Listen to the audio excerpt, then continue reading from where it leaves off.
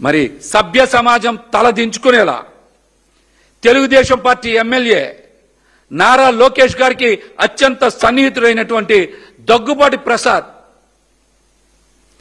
Junior NTR గారిని వారి తల్లిని ఇష్టానుసారం దుర్భాషలు ఆడితే ఆయన మీద చర్యలు ఎందుకు తీసుకోవాలా? జూనియర్ ఎన్టీఆర్ గారిని బండబూతులు తిట్టిన తరువాత దగ్గుబాటి ప్రసాద్ చంద్రబాబు నాయుడు గారిని 2 సార్లు కలిశారు. మరి ఆయన మీద మీరు ఏం సీరియస్ అయ్యారు? ఏం కేసు పెట్టారు? చట్టపరంగా ఏం చర్యలు తీసుకున్నారు? బిల్డప్ బ్రేకింగ్లు మాత్రం బాగా వేసుకున్నారు మీరు. చంద్రబాబు గారు సీరియస్, చంద్రబాబు గారు ఆగ్రహం అని బిల్డప్ బ్రేకింగ్లు మాత్రం బాగా వేసుకున్నారు. కానీ చంద్రబాబు గారు కనీస చర్యలు మీరు ఏం తీసుకోలేదు కదా. కనీస చర్యలు మీరు ఏం తీసుకోలేదు కదా. పబ్లిక్ గా మీ ఎమ్మెల్యేలు, మీ మంత్రులు, మీ నాయకులు ఇష్టానుసారం బూతు పనులు చేస్తుంటే మీరేమో ఒక పక్కన ప్రోత్సహిస్తారు, కేబినెట్లో మాత్రం నీతులు చెప్తారా? చెప్పండి. ఏ ఎమ్మెల్యే మీద చర్యలు తీసుకోకపోతే వాళ్ళని మీరు ప్రోత్సహించినట్టే కదా. కానీ కేబినెట్లో మాత్రం నీతులు చెప్తున్న చంద్రబాబు గారు. చెప్పండి. చంద్రబాబు గారు సీరియస్లు, చంద్రబాబు గారు వార్నింగ్లు ఇవన్నీ ఉత్తిత్తువే. ఆయన ఏ ఎమ్మెల్యే మీద కానీ, మంత్రి మీద కానీ, తెలుగుదేశం పార్టీ నాయకుల మీద కానీ కేసులు పెట్టరు, బోనులో నుంచోబెట్టరు, చట్టపరంగా చర్యలు తీసుకోరు.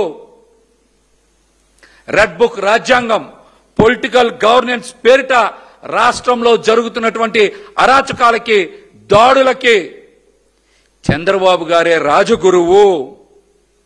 చంద్రబాబు గారే రాజగురువు. ఆయనే అన్నిటికీ కూడా రాజముద్ర వేస్తారు. ఆయన సీరియస్ అని ఎల్లో మీడియా ప్రచారం చేసేది ఉత్తి బూటకం మాత్రమే, ఉత్తి బూటకం మాత్రమే. ఇంకా ఒక పెద్ద విషయం ఏంటంటే, చంద్రబాబు గారి పాలనలో బాధితులు పోలీస్ స్టేషన్కి వెళ్ళి కేసు పెడితే బాధితుల మీదే రివర్స్ కేసులు పెడతారు, వాళ్ళ మీద అక్రమ కేసులు పెడతారు, వాళ్ళని వేధిస్తారు, నోరు విప్పితే దాడి చేస్తారు, దౌర్జన్యాలు చేస్తారు, ఇంకా మాట్లాడితే కేసులు పెట్టి జైల్లో వేస్తా ఉన్నారు. చెప్పండి, ఇది ఎంతవరకు న్యాయం చంద్రబాబు నాయుడు గారు? చెప్పండి. చంద్రబాబు గారి పాలనలో ఈ రౌడీలు, గోండాలు, సంఘ విద్రోహ శక్తులు రాష్ట్రంలో చెలరేగిపోతున్నారు. గోండాలు వెచ్చలవిడిగా తిరుగుతున్నారు. దళారులు, అవినీతి పరులు ఇష్టానుసారం భూములు దోచుకుంటున్నారు. చంద్రబాబు గారి పాలనలో ఇవన్నీ జరుగుతున్నాయి. ప్రజలు అన్నిటి మీద గగ్గోలు పెడుతున్నారు, మమ్మల్ని ఎవరు పట్టించుకునే నాదులు లేడని. ప్రశ్నిద్దాం అనుకుంటే, మరి బాధితులకు అండగా నిలబడదాం అనుకుంటే వాళ్ళ మీద తిరిగి కేసులు పెట్టి జైలు వేస్తున్న చంద్రబాబు నాయుడు గారి నిజస్వరూపం ప్రజలకు అర్థమైపోయింది. చంద్రబాబు గారికి తెలిసిందల్లా ఒక్కటే, వైఎస్ఆర్సీపీ నాయకుల మీద అక్రమంగా కేసులు పెట్టడం, జైలులో వేయించడం, పైశాచిక ఆనందం పొందడం. అంతకన్నా మీరేం చేస్తున్నారా? ప్రజలు అన్నిటినీ చూస్తూ ఊరుకుంటారని మాత్రం మీరు అనుకుంటే అది పొరపాటే. ఎవరి పాలన పారదర్శకంగా ఉందో, ఎవరి పాలన ఈరోజు అత్యంత దుర్మార్గంగా, కిరాతకంగా ఉందో ప్రజలు అర్థం చేసుకుంటా ఉన్నారు. ప్రజలకు చాలా వేగంగా అర్థమైంది. మరో పక్కన పవన్ కళ్యాణ్ గారు కూడా మరి అటవీ శాఖ అధికారుల మీద దాడి చేస్తే ఒక ట్విట్టర్తో ఆయన కూడా మమ అనిపించారు. చర్యలు తీసుకోవాలని కానీ, అధికారులకు అండగా ఉంటామని కానీ, చర్యలు తీసుకోకపోతే నేను బలంగా ప్రశ్నిస్తానని కానీ ఆయన ఎక్కడా మాట్లాడలా. ఆయన ఎవరైనా నమ్ముకుంటే నట్టేట మునిగిపోతారని చెప్పడానికి ఇదొక సాక్ష్యం. ఎందుకు ఈ మాట చెప్తా ఉన్నానంటే, విశాఖపట్నం స్టీల్ ప్లాంట్ అయినా, సుగాలి ప్రీతి కేసు అయినా ఆయన గతంలో ఏం మాట్లాడారో ఇప్పుడు ఏం జరుగుతుందో మనందరికీ తెలుసు.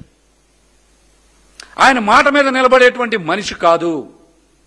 ఆయన జనసేన పార్టీ కోసమో ఈ రాష్ట్ర ప్రజల కోసమో పనిచేసేటువంటి వ్యక్తి పవన్ కళ్యాణ్ గారు కాదు. ఆయన వ్యక్తిగత స్వార్థ ప్రయోజనాల కోసమో లేకపోతే చంద్రబాబు నాయుడు గారి కోసం మాత్రమే పనిచేసేటువంటి మనిషి పవన్ కళ్యాణ్ గారు. స్టీల్ ప్లాంట్ ప్రైవేటీకరణ మీద ఆయన మాట్లాడారా? సుగాలి ప్రీతి కేసు మీద ఏమైనా మాట్లాడారా? నిన్న అటవీ శాఖ అధికారుల మీద దాడి చేస్తే ఆయన ఏమైనా బయటకు వచ్చి మాట్లాడారా?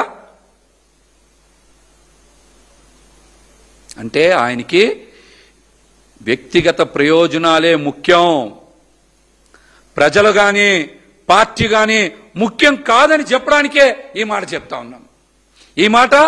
ఉన్నాం. ఆయన్ని నమ్ముకుంటే ఎవరైనా సరే నట్టేట మునిగిపోతారని చెప్పడానికి నిన్నటి సంఘటన కూడా ఒక ఉదాహరణని చెప్తా. చంద్రబాబు నాయుడు గారి పాలన రాక్షస పాలన, ఆయనది బండరాయి పాలన. అరాచకాల్ని, అన్యాయాల్ని, దౌర్జన్యాలు చేస్తే ప్రజలు చూస్తూ ఊరుకోరని హెచ్చరిస్తా ఉన్నాం. అతి తొందరలోనే మీకు ప్రజలు బుద్ధి చెప్తారని కూడా తెలియజేస్తా ఉన్నాం.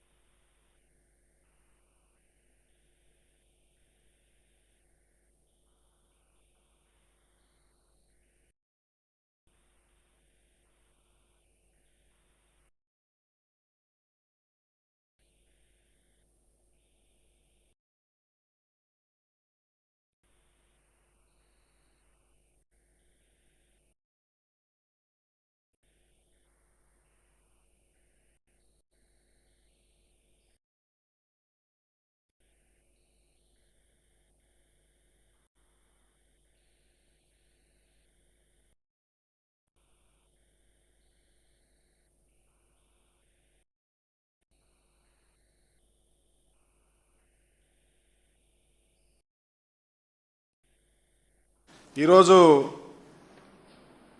రాష్ట్రంలో